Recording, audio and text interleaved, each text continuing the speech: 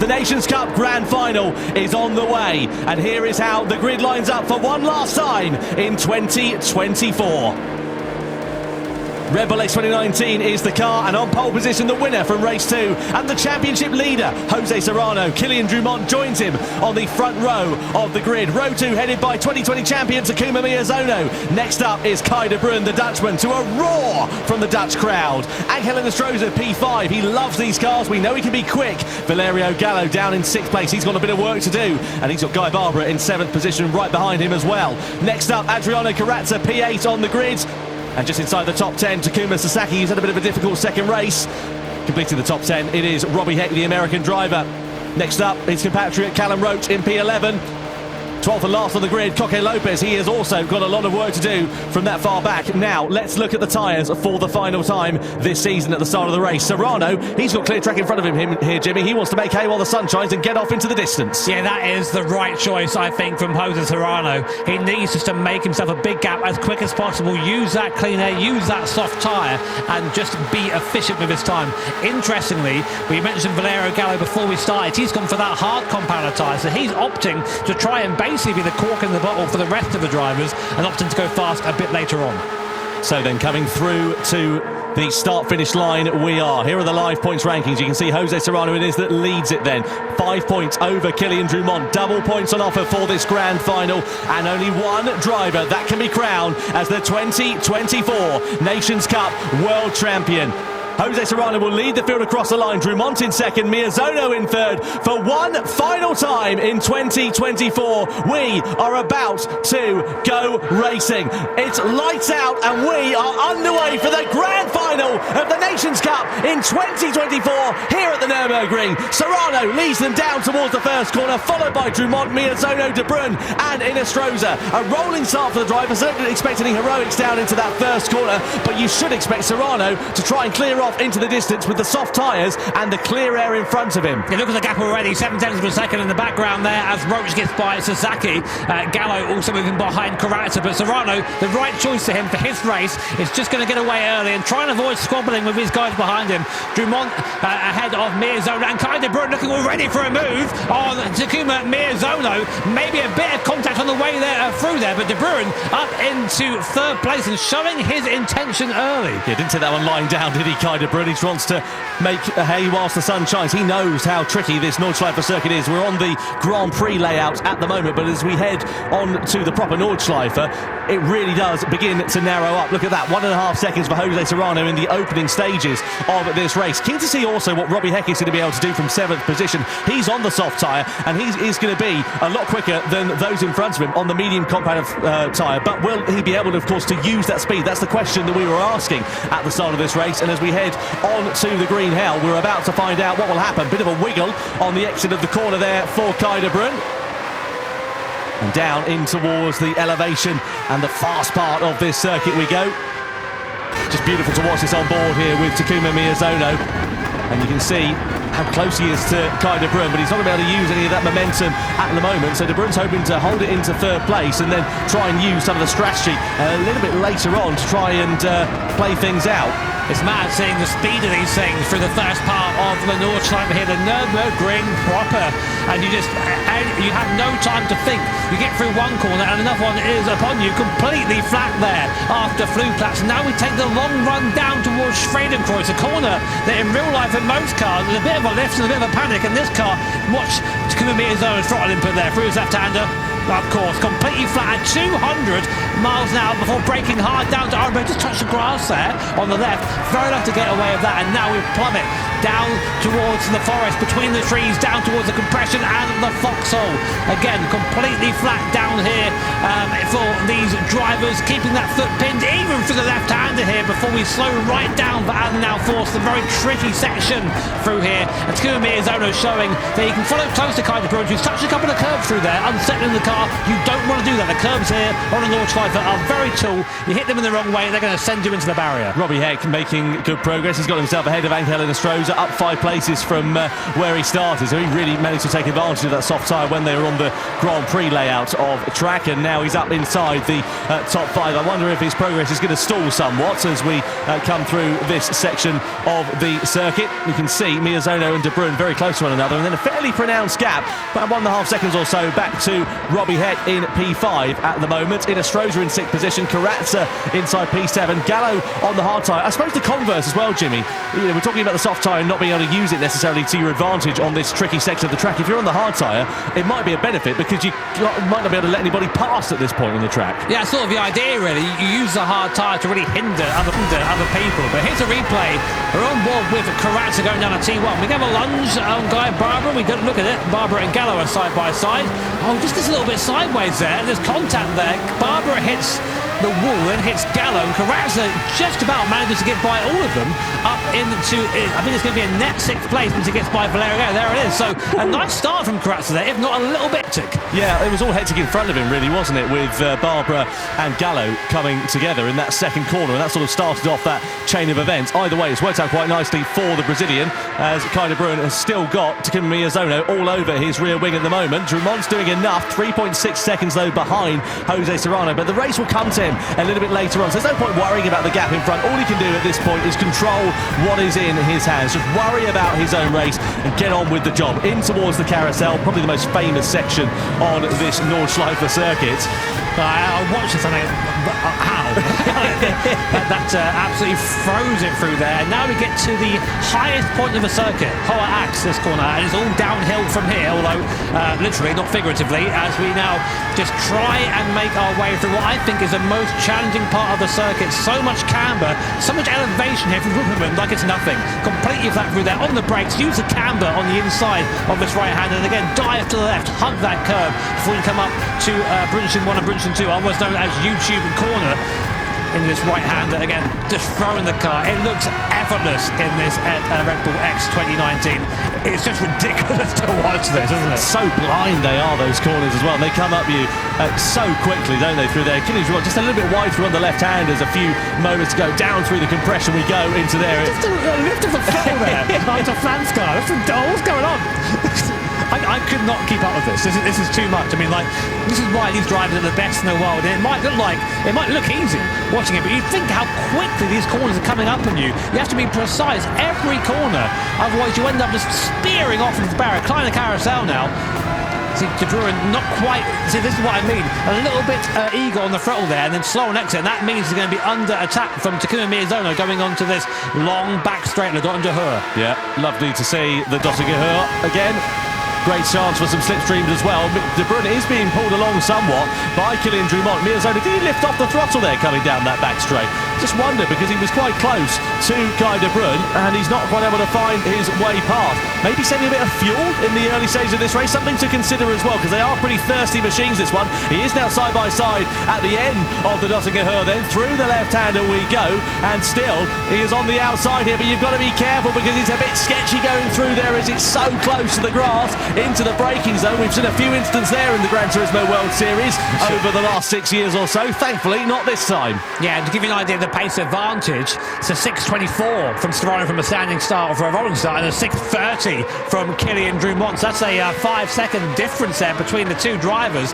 And Drumont now doing a good job in second place, the faster of the medium runners, but not able to keep the pace of Serrano on that soft. Lopez opting to come in early from that hard compound tyre, as we thought he would, but Gallo, from what I can see, has opted to stay out another lap. I was just about to say, interestingly, Gallo and Barbara have not decided to pit then, so they're going as long as they can on the hard tyre. I mean, we generally say that the hard tyre is lava. You want to stay off for it for as long as possible, for as short time as possible, but there's obviously some method in the madness here for Coque Lopez. He thinks he can either eke out either the soft or the medium tyre an extra lap. Again, it doesn't sound like a particularly long amount of time, but when you consider the amount of tyres, the amount of force and energy going through them, a lap around here, it's an awfully long time, and you've got to make that gamble and be confident in it before you come into the pit lane, because if you've made a mistake, well, you're going to pay for it for the next 6 minutes. I mean, I did watch some practice earlier on, and the soft tyres are pretty cooked after 2 laps, which Serrano's just gone on to lap 2 of that soft tyre. So I think it stands to reason the medium might struggle to do 4 as well. But we settle on the watching Kaiser Bruin making his way through the chicane, very, very quick through there, and now back on to the Nordschleife, the Northern Loop.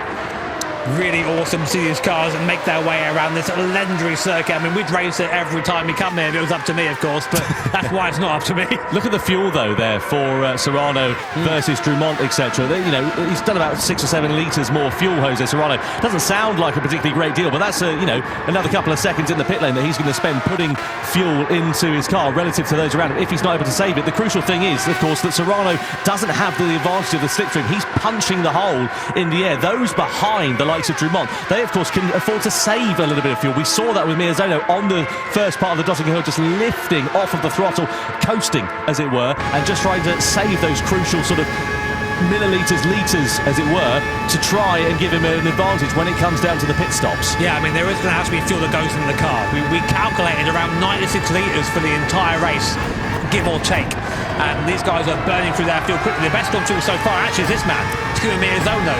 He was doing what you said he was doing earlier on, just sort of hanging behind Kaiser Bruin, being pulled along by this train in front of him, but also saving that time in the pit stop. There's so much that goes into these races. It's not just good enough to be fast, you've got to be smart as well, and Miyazono has always been that sort of person that has that running in the back of his head, has that capacity to think about things, and that's super important to be successful here in the GT World Series. The good thing is for Coco Lopez, though he pitted at the end of lap 1, it's a bit of an outlier compared to the rest of the field. He has got, obviously now, a lovely bit of clear track in front of him, 21 seconds to not worry about closing up onto the back of many cars. The risk is, of course, if you go for the soft tyres in the middle stint and you end up stuck behind someone who's on a medium or a hard combative tyre and you can't find your way through, well, it's all in vain, isn't it, really, because you've got that extra pace and no opportunity to be able to use it through these sweeping corners that, again, so blind that you've got to be so precise and lightning on the reactions that this is where the dirty air will really be beginning to kick in. That's the converse, of course, because it will cause you more tyre wear, despite the fact that you can save fuel in a straight line. Yeah, through Adenau here, there's medium speed corners, so if you lose the grip, you really feel it as we go back up the hill once more. Interestingly, we'll keep one eye on Coque Lopez, because he's gone a completely different direction from everyone else. He's pitted super early, got that hard tyre off, and now he's on a soft tyre with no one in front of him, so he can just push into that gap as hard as possible. This is what Lopez tends to do. He never ever seems to be in a good position going into his final races, but always finds a way to make the strategy work. So we go back on board with Kaiser Bruin. There is the trophy. These guys are all fighting for the Nations Cup trophy. Which man will have his hands on that when the race checkered flag falls on lap 7 in a few moments' time? Kaiser Bruin still there, still on board, getting a tub there from Kylian Dumont. Fuel-wise, Kaiser Bruin and Miyazono have used about 3 litres less fuel than Dumont in front. So staying where they are now actually might be, I mean, that's worth a second. It's 3 litres per second. That's it, yeah. So they're just playing the smart game at the moment, biding their time. It's a marathon, not a sprint. You've got to be careful. You've got to use your head in these races. Unlike what we saw in the first one, where you can sort of afford to lunge your way through on the inside or send it around the outside and, you know, throw caution to the wind, so to speak. You can't do that here in these longer form races. You've really got to be sensible, figure out your strategy and find something that works for you. And also, crucially, not make too many mistakes, because a second here, a second there, half a second even, can be absolutely critical. Really interesting to see what the lap time is going to be for these guys on that medium tyre. 6:24 for this is ridiculous for the full layout. To give you some context, of course, I'm lucky enough to race the equivalent of a Group 4 car in real life, and our best lap time was like an 8:38. That's 2 minutes, 2 and a bit minutes faster. That's just ridiculous around here. I'll give it about time, Jimmy. It's probably a matter of time before you end up in some kind of fast prototype, isn't it? Oh, please, not here, please. I don't want to. Shut your eyes, turn the wheel, and hope for the best, wouldn't it? I don't want to do it. Through the long right-hander we go, then the fast left-hander as they make their way through, and Kaiser Bruin, as we said, just biding his time, keeping it patient. Rota's got a penalty as well down there in 8th position. Didn't quite see exactly what that was all about. He's made up 3 places though from where he started, but he's got Sasaki not too far adrift down there in 9th position. Gallo also, as we know, on the hard tyre as it stands for now. We should see a flurry of activity in the pit lane at the end of lap 2. For my money, you're going to see at least the hard shop runners coming in. I reckon we're probably going to see the soft shop runners of Serrano and Heck probably pitting, because I don't think they'll have much life left in them. Interestingly, the gap to the front hasn't extended in the same way, so I think we're seeing that second lap on that soft tyre is nowhere near as strong as the first. I mean, to be expected. Serrano's tyres now are starting, you can see there the rear tyres are starting to hit the point where they're really, really struggling. That'd be bad traction, bad braking, the bad tyre wear affects everything about a car. As we come down again, watching Kai de Bruin again. Mirzona, I've got the impression, just lifting that throttle, just letting himself coast up to the back of the cars in front, giving himself the maximum possible pit advantage. Now, will these guys come into the pit lane this lap? Let's see, Kai de Bruin, Drummond, they all stay out on that medium compound tyre, but our leader, Jose Serrano, is into the pit lane, as is Robbie Heck behind on the soft tyres. So medium trim runners again, trying to go as long as possible, trying to do, what, 4 laps on those medium tyres, quite possibly. We're on lap 3 now, so Serrano comes into the box. He, of course, has used more fuel because he's been punching the air in front of him, and that is the difficult thing about leading the race in circumstances such as this. Though, of course, you can get clear air and run your own time, you are going to be expending a bit more fuel, and it's a lot easier to gain time on track than it is to lose time in the pit lane. You know, a second here, a second there doesn't sound like a lot, but in the pit lane it takes you ages to get that back on track, doesn't it? Yeah, it really does. I mean, like, as you say, a second in the pit lane is much easier to lose than a second on circuit, or to gain even. So there's Serrano, so he's back now in P10. Lopez, interestingly, ahead of him now on that soft compounder tyre, so it goes to show that Lopez's first stint was actually pretty good. Yeah, really good from Coque Lopez, former Nations Cup champion, of course, won it back in 2022, part of the winning lineup as well as Team Spain when it was a team competition in 23. I'm trying to understand, Lopez must have been a blinder to do that, surely. Well, am I being silly here, Tom? No, he's worked it quite nicely here so far. You know, he's still 17 seconds off the back relative because, of course, he's got Robbie Heck behind. He's closed up the gap quite nicely, about 5 seconds or so, compared to where he was as when he came out in that pit stop. So it's working out quite nicely for Coque Lopez, but, again, those around him have still got to make their pit stop. You know, there's, another 10 seconds roughly there and thereabouts in Strohs and Sasaki to make up the road. So we'll see how it works out. And of course the converse for Lopez, though he's got that nice bit of clear air, he doesn't have the slipstream. He can't save fuel like those others who are in close competition around him. So that could come to hinder him when he gets to the pit time again. Yes, definitely. And from there, right now, the men in the best possible position for that are De Bruin and Mirzona. Now, Kylian Drummond is now leading this race. From the front back, the Frenchman always been very, very fast in these competitions, and we know he has the ability to win here in the Gran Turismo World Series. Fastest lap, though, so far belongs to Takuma Mirzona, the man in 3rd place, a 6:25.7, only marginally faster than the cars around him, but enough to have the fastest lap for now. But I guarantee you, as the race goes on, that is going to fall dramatically. Yeah, no doubt about that. Kai de Bruin just keeping watching brief on proceedings. There is Kylian Drummond. In terms of the fuel, he's exuded another 4 litres compared to the Dutchman at the moment. So just see how tight those margins are there as well as they make their way through these corners. It almost looks like they're flirting with the grass, the curb, every single opportunity going through those fast corners. What's the magic of the Nordschleife is it isn't as a traditional racetrack. It's a relic from a time that's gone, but still somehow used and raced on today. Well, look how close these barriers are. You make a mistake, you're on the grass. When you're in the grass, no grip, you're in that barrier almost straight away. And it really is a track that demands your attention. It demands skill and precision. And then on top of that, we launch these guys into the fastest cars in the game. We go, yeah, off you go. Enjoy that, have fun. I say that outside of the Tomahawk. I would love to see a race in those. That would be class. Yeah, one day. That's the thing I love about the Nations Cup as well, as the variety. You know, we started off in 1,000 horsepower road cars, no downforce, you know, not particularly brilliant when it comes to braking power compared to a racing car. And then speaking of that, we end up in a racing car for the second one, where we're in, you know, a 90s Formula car. And then for the last one, we're in a modern day hyper-powered Red Bull X 2019, which has got more downforce than you can shake a stick at.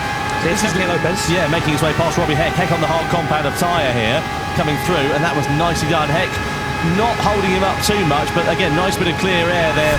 Coque Lopez to just try and take profit of it. Where's his next gap up the road? 18 seconds. He's again in a nice, comfortable position at the moment, but again, I just wonder what it's going to look like for him in terms of fuel relative to those up the front. I'm just looking at the the fuel savings for some of them, 32, 33 litres for De Bruyne and Miozono. Lopez, about the same, 33. He's just ticked over to as well. So it's working out okay there for Coque Lopez. He's on the soft tyre, but let's not forget, he is going to have to owe the medium tyre at the end of this one, whereas others around him may owe the soft. So it might put him out of sequence. Yeah, it does get a bit complicated now. We've got a lot of different strategies going, lots of numbers being thrown at us and at you guys at home. But what we do know is once all the pit stops are said and done, we'll know exactly who's where and what fights are going to be on for the end of the race. Dumont has fallen back a little bit to Kai De Bruyne. He did try to, I think, make a little bit of a gap to these guys, but he pushed hard and ended up using a little bit of fuel. And now he's realising that, oh no, maybe actually I've just gone a bit hard at this point. But De Bruyne and Miozono are doing everything they can do right now, just staying in touch, just staying within slipstream range, just outside of that massive dirty air area, which is really going to push the tyres and make things a bit more difficult for them. And Miozono, if anything, is looking like he wants to maybe get by Kai De Bruyne. Worst case scenario here for Dumont is if he comes into the pit lane at the same time as De Bruyne and Miozono do, he'll be relinquishing that race lead away, won't he? Because they'll be able to get ahead if they're taking on less fuel, or indeed if they don't take any fuel on board and they decide to do it later on. What are we down to? 24 litres? I'm sure they're going to have to, really.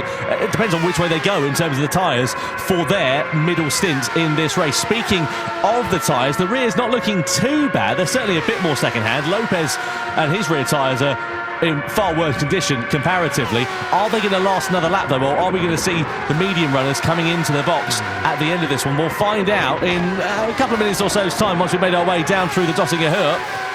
Lots of battles and strategies to play out. Either way, the top three at the moment, Dumont, De Bruyne and Miozono, bit of an exhibition at the sharp end of this race. They have controlled this one very comfortably indeed so far. Will Miozono save more fuel, or will he just get the slingshot, try and get onto the back of Dumont, then take the race lead from there? Who knows? I mean, here we go. Looking back from Kylian Dumont, he's pulled a bit of a gap there. Miozono, watch that little bar, the indicator on the right-hand side of the steering wheel. Will we see any lifting from Takuma Miozono? Maybe he's just turned the fuel down. You can do that in these cars. You can turn the fuel mix down a little bit. It slows down the car, but saves a little bit of fuel on the straight when you've got the slipstream anyway. The car has to do less work. It's the right time to do it as they all brake hard down into the end of the lap. Off the Nordschleife, we go back on to the GP circuit, and as predicted, all three cars come into the pit lane, but that will mean that De Bruyne or Miozono will likely go up into the lead now. Look at the fuel difference. Miozono has saved 7 litres of fuel over Dumont. That's massive. That's over 2 seconds. It's huge, absolutely huge. As we say, very, very difficult to gain that back when you get onto the circuit, unless, of course, you're following a car quickly on the Dottinger Hurt. So De Bruyne, Dumont, Miozono, Inestrosa and Roach all in the box off of the medium compound of tyres. Sasaki and Karatza have decided to carry on, presumably in their middle stint, unless they've just not come around to the pit lane yet, because of course they were a fair old way back. So fuel going on board, soft tyres for Dumont and De Bruyne. Miozono, the outlier there, he's going onto the hard compound of tyre for this middle stint. So he's going to try and hopefully gain track position and then keep the rest of the drivers behind him on the Nordschleife circuit, and it's worked out quite nicely for Miozono because he has now got track position, but of course he's got a slower compound of tyre. I have to apologise for missing something a little bit earlier on. I wondered why Serrano had dropped behind Coque Lopez. It's because the opposite take is still there. He's done his fuel stop, Serrano, now. He's put in all the fuel he needs to get to the end of the race, and now has track position over Miozono, Dumont and De Bruyne, but he does have to go onto that hard tyre at the end of the race. Miozono opting to do that now, so really there's a bit of a gap again for Serrano to drive into, so that might have been an amazing strategic call from Jose Serrano. Well, it could be. We'll wait and see what happens though with Miozono, because he's got a fast charging De Bruyne and Dumont behind. They're both on the soft compound of tyres, so what Miozono's got to really hope for here is that he can keep those two behind on this GP circuit. Then when we get back onto the Nordschleife of the Green Hell, then he can hopefully keep them at bay for at least the rest of this lap, because presumably if he's on the hard tyre now, he's going to try and run it for one lap, then go on to the soft tyre for the very end of this race. But 3 laps on the softs, that's a tall order though, isn't it, for Takuma Miozono. He's run the mediums, he's now on the hards. Let's see how this is going to play out. Either way, he's going to have a fast charging Frenchman behind him here, because we're on board with Kylian Dumont. Down through in towards Hatzenbach we go. And again, you can just see how narrow and tight it is. You've got to thread the eye of a needle through these corners. But look how early Dumont can get on the power and how late he can get on the brakes. The Achilles heel for Miozono here is going to, when we come up towards the flag puts, because look at that, around the outside to Kylian Drumont, and I don't think Mierzoni's going to have anything left in his locker. Indeed, he doesn't, and Drumont accelerates his way through, effectively, into a net race lead. Kind of Bruin follows him through as well, follows Drumont through. They do not want to lose time behind Mierzoni. So now Drumont and De Bruin need to really push and get away from Mierzoni, because he is in that hard compounded tyre, but while using the draft, he can sort of stay with them, but that will, of course, fall away as they go through the corners. Through Schradenkreuz, now breaking hard down to Arenberg, get the car into the camber on the inside, hook it in, and then back full gas as we go down the hill back towards the compression and the Foxhorn. You can see the difference just there already, one corner, and the gap's up to 0.5 of a second. Look at Serrano though, he's only, what, 5 seconds up the road compared to Drumont, and Drumont on a quicker compounded tyre, taking fuel on board as well. So Serrano here on this middle stint, he's going to be struggling. There's going to be a bit of damage limitation, and of course he owes that hard tyre at the end of this race. So again, it could be a smart strategy, but it might not work out for the Spaniard. Let's have a look and see what happened then here. So Mierzoni just ran it a bit deep, couldn't get the car rotated. Drumont said thanks very much, went straight through, and then De Bruin said thanks very much as the slipstream came into effect with Kylian Drumont and managed to sweep on by. I've never seen a move like that before at that corner, but I've also never seen Serrano penalty. Oh, that's huge. Colliding with another car. When was that? Was that Carrazza? We'll have to wait and see. I did wonder if the gap had shrunk down. It looks like it clearly has, hasn't it? So Serrano now with Drumont. Let's have a look at what happened then here. So Serrano, it's with Robbie Heck, isn't it? It's further back and up the inside, and it was the merest of touches going through there, wasn't it? It was very tight. I mean, our stewards do have access to different angles than we do, and they will have looked at that a few times before handing out that penalty. But that's going to be huge for Ysetto there. He's really going to have to push to make that time back. The second might not seem like much on a circuit this big, but these guys, that's how tight the competition is. 1 second can make all the difference. Now, interestingly, do you know who the fastest man on track right now is? Well, not this guy. Yeah, but it's Valerio Gallo on that medium compounded tyre, currently in P7, and he is someone who still has the soft tyre yet to run, and he is gaining on Mierzoni in front. Well, you've got Italy's fastest man out on track, and you've got Spain's maddest man, I'm sure, in third place following that penalty as well.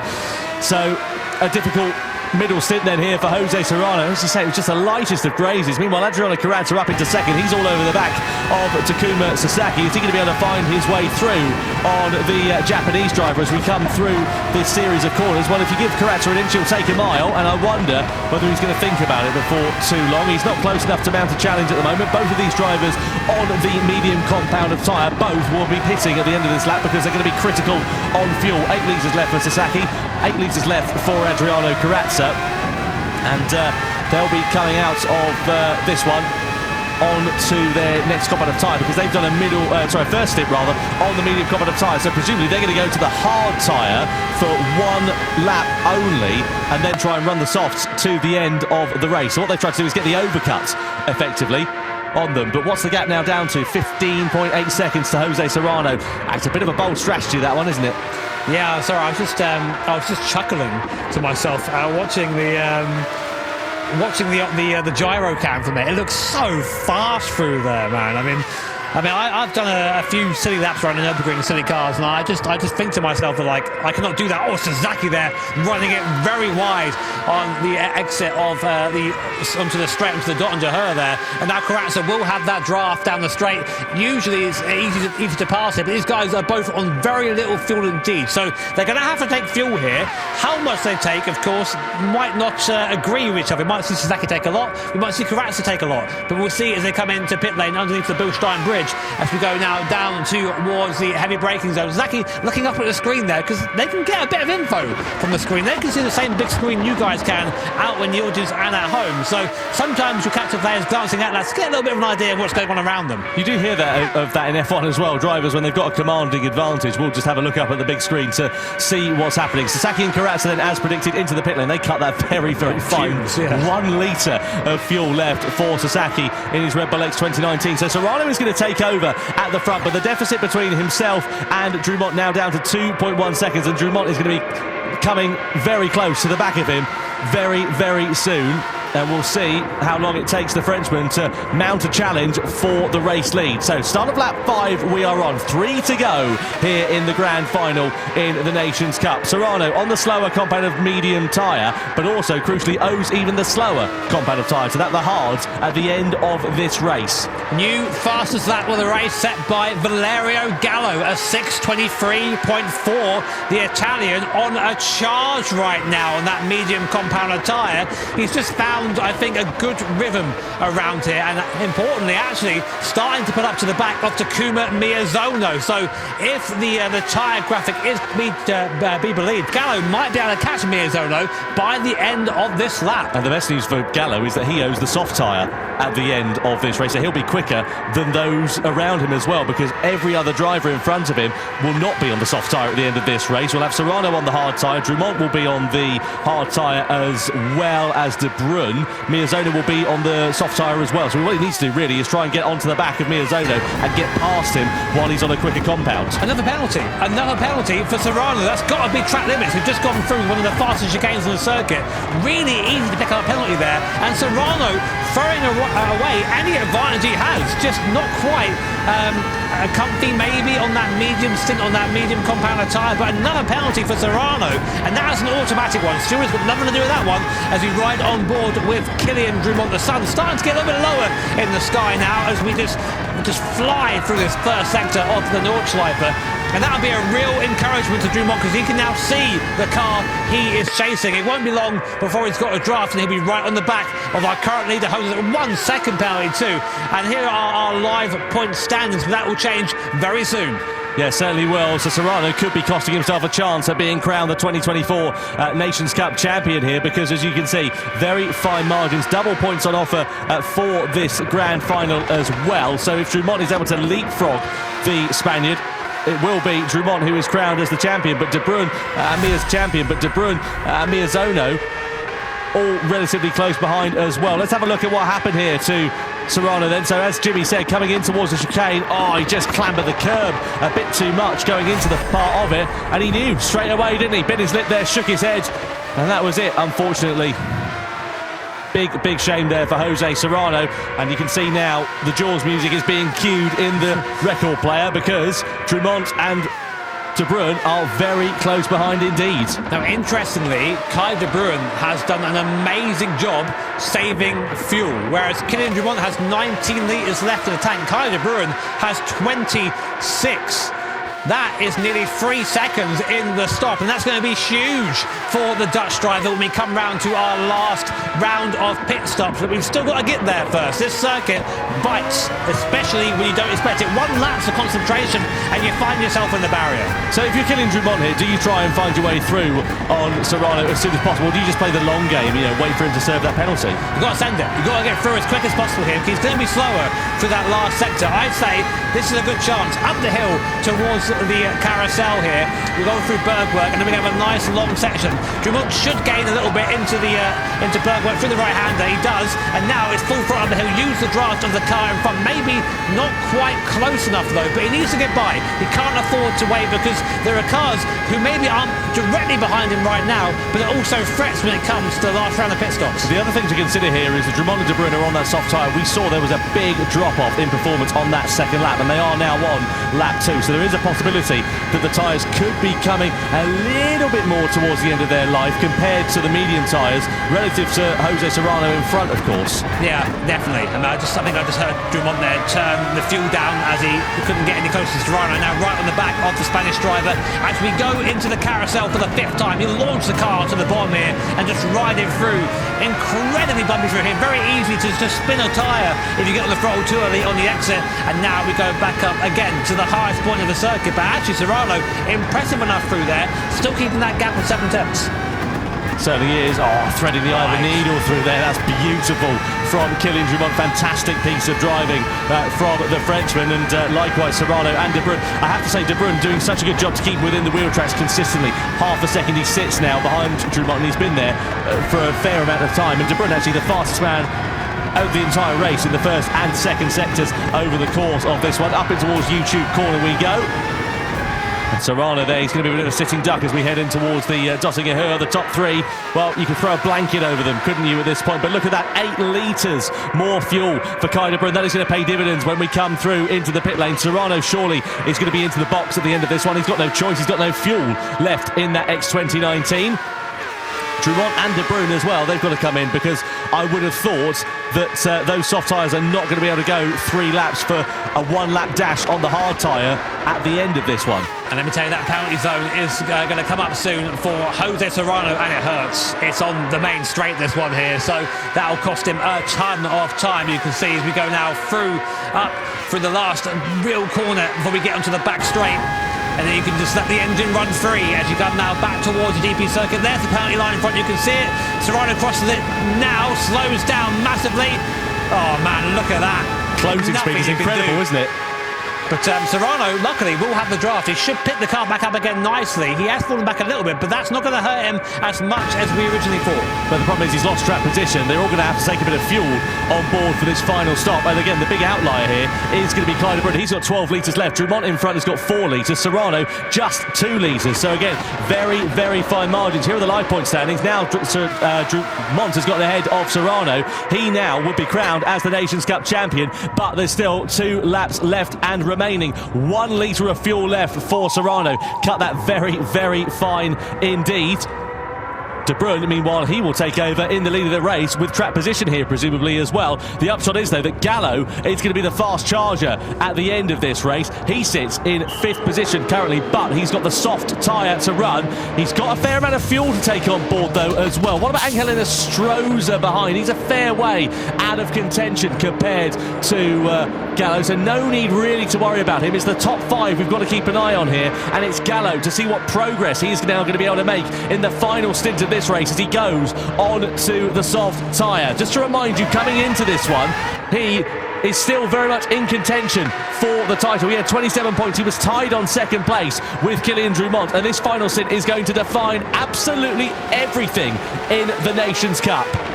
Wow, it comes down to this. Kai de Bruyne out front, 3.4 seconds is the gap owing to his fuel saving throughout the race. Great strategy there from the Dutch driver. That's the gap on circuit. That is the gap to the end now. Behind him, Jose Serrano still within touching distance. Takuma Miyazono out of the pits now, and look, on that soft compound tyre, if there's something you don't want to see in the mirrors, it is Takuma Miyazono on the soft tyre. This guy is a rocket and now has the fastest car possible until the end of the race, but as does behind him Valerio Gallo, incredibly fast Italian driver. Alternative strategy from the rest, but now also within touching distance. It's going to be an absolute dogfight to the end here, and I cannot wait as Serrano already latches onto the back of Kylian Drummond. Big outlier in this one, of course, is Takuma Sasaki. He's out of sequence compared to everybody else. Although he's in the race lead, it's not the race lead, effectively. It's the net race lead is being decided between De Bruyne and Drummond and Serrano at the moment. But keep an eye out for Miyazono and for Gallo as well, because they're both actually now on the soft compound of tyre at the end of this one. If the checkered flag fell now, of course, I know it's a bit difficult with Sasaki being in the race lead. Gallo would finish a joint 4th place in the championship standings, which is not where he wants to be. Miyazono would be 3rd in the championship standings as well. So we'll wait and see how this one is going to play out and see what the gap is going to look like between Sasaki and De Bruyne as well. Up to 10.5 seconds between them. Sasaki, as we know, on that soft compound of tyre, so he's trying to get the overcut, effectively go a lap longer now on that soft tyre compared to everybody else. In fact, he was a lap longer on his first stint, I beg your pardon, so he was a lap longer on the medium tyre at the start of this one, which is why he is now out of sequence relative to those around him. So yeah, be interested to see what happens once this final pit stop has taken place, and once we get onto the final lap, then we will know proper what the order is going to look like for the victory. Guys, you are watching right now a master at work. This is Takuma Miyazono on the soft compound tyre, and now all he has to do is qualifying laps. Push hard now to the end of the race. Serrano ahead of us on the relative 6.9 seconds. Incredibly nice is the gap between him and Serrano. If anyone can close that down, it is this man, flying down now towards the compression in every corner, every braking zone. He's going to be taking time out of the Spanish driver owing to that soft tyre. But as you said, Tom, the tyre does fall away on the second lap. So do you push hard now? Do you use it up to that lap time, or do you try and maybe conserve a little bit and have a quicker circuit average over the 2 laps. That's up for Miyazono to work out. Everything that you seem to throw at Kimi Miyazono, he adapts, doesn't he? He's like a chameleon. He just seems to change his colours depending on the circumstances that are thrown at him. And I saw him earlier in the licence test qualifying session that we had, and they were driving old Ferraris and then changing over to a Subaru with studded tyres on in the snow, and he was just able to throw the car into the corners and extract the maximum performance, and that is exactly what he's doing here in this final stint of the race. The gap coming down 2.3 seconds. He's faster in this sector alone. Look at this precision through here. It is insane. As you say, Tom, 2.5 seconds gained on this lap. The gap now down to 4.9 seconds as we go through Adenau, just scything our way through here. The amount of skill and precision it takes to drive these cars around the circuit at this speed is almost beyond comprehension, but that's why these guys are the best drivers in the world at Gran Turismo. Through Bergwerk now, heavily on that throttle, and now a chance to breathe. And I think I just caught a glimpse of Serrano in front there, and it's a completely different ball game when you see that car you're chasing. You just, something changes in your brain. You turn into the hunter, and you just find that extra bit of speed, and Miyazono is very close to seeing the Spaniard in front now. So the carrot being dangled then for Takuma Miyazono. Let's not forget he won the Nations Cup Championship back in 2020 when he went on to do the Triple Crown. He won the Toyota GT Cup that year and also was part of Subaru's Manufacturer Cup winning lineup as well. So Miyazono there looks really damn fast, right? Do you know who was faster behind him? Valerio Gallo. Yeah. He's gained now to 1.7 seconds. That gap was 2.5 seconds at the start of a lap. The Italian driver putting in an even better performance right now than Takuma Miyazono. This is going to be a grandstand finish at this race with only a lap and a half to go. Who's it going to be? These guys do have the tyre advantage, but they've got to get past Kai de Bruin, Kylian Drummond and Jose Serrano if they want a chance at taking this Nations Cup final championship. So 1.5 laps then to go here at the Nordschleife. Through into the right-hander here for Valerio Gallo. I suppose the difficult thing for him is he's going to come into dirty air before too long as well. That's the problem when you're following cars through these fast sweeping corners. 1.7 seconds between Miyazono and Gallo it stands at the moment, but once he of course gets closer to the Japanese driver, it will start to hinder him a little bit more. I think so. Fuel-wise, they're all good to the end, so it's a straight push now. There is Serrano. This will help Serrano. Having a look. There's Miyazono. He's right there. Look how close they are now. Miyazono can smell blood in the water. He can see Serrano from the sparks being kicked up from the Red Bull X 2019 in front, and he might even get into the point where he'll get a toe down the back straight. Watch him through his right hand to completely flat the commitment. Unreal here from Miyazono, dialing the car to the right to get a better entry, almost onto the gravel there. Now through the Kleiner carousel, back up the hill, using that toe. 1.2 seconds now is the gap. He'll have a toe going onto the straight. This is huge right now, but just over 1 lap to go. Miyazono and Gallo on a charge. So current point standings, Jose Serrano will be crowned as the champion by finishing in 4th place, but of course Sasaki will be coming into the pits in a few moments time from the race lead. He'll be changing over onto the hard compound of tyre at the end of this one, and that will mean it will be a final lap showdown in the fight for victory here in the Nations Cup. Sasaki in the box then as he comes in. Where will he emerge? Actually, after the pit stops as well. That's going to be an important point. I don't know. No, I don't know, but I wonder if he's going to be a bit of an upset for some of the drivers, quite possibly here as well.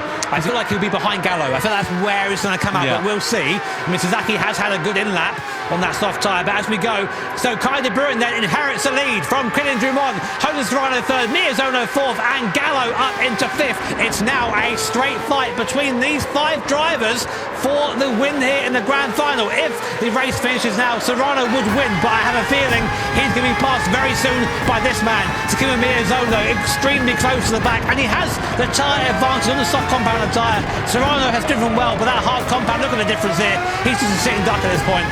Yeah, Miyazono's had a particularly good run in this weekend so far, and he's now all over the back of Jose Serrano. He's lunging his way to the inside of the Spaniard, down into the hairpin, and Miyazono goes up and through into 3rd place. He made that look so easy, and that then elevates him up into 3rd now in the championship standings. Next target, Kylian Drummond, and he's only 6 tenths of a second away. Yeah, I mean, this is it now. If you're in that driver's seat, you're just feeling egged on. You think, right, I've got one, let's get another one. And then the thing is, 3.5 seconds in front of this is Kai de Bruin. So will Takuma Miyazono have the pace to catch the Dutch driver? He's there because of his great fuel saving. Will Miyazono go for a move here into the chicane? He's looking at it. Oh, he does! in the chicane, does up the inside, slows them all up though, and Miyazono through, and now it's 4.5 seconds, and there's Gallo. Gallo there in the background too. Now he's got to get by as soon as possible. He cannot waste time with Serrano or Drummond if he wants to challenge this win, but look already, he's stuck there. That could be the deciding move from Takuma Miyazono. Yeah, difficult times then for Valerio Gallo. You can see there if there's a tie at the point, it'll be the driver with the higher result in this grand final race who will be crowned as the champion. Now Miyazono is up and into second. That's enough currently for him to be crowned as the world champion, but he'll be tied on points with Jose Serrano, so of course he needs to finish ahead of the Spaniard. Serrano currently in 4th place, and now here's Gallo trying to make his attempt at a pass over through flag puts on Serrano, but nothing doing for him at the moment. He's so much faster than the Spaniard because the Spaniard's on the hard Kovalev tyre, but he doesn't have the opportunity to use that extra pace, and he's gone underneath him. He's going to be forced to the outside line here. Gallo's going to be later on the brakes. Is he going to sweep his way through on the inside, then goes to the outside line?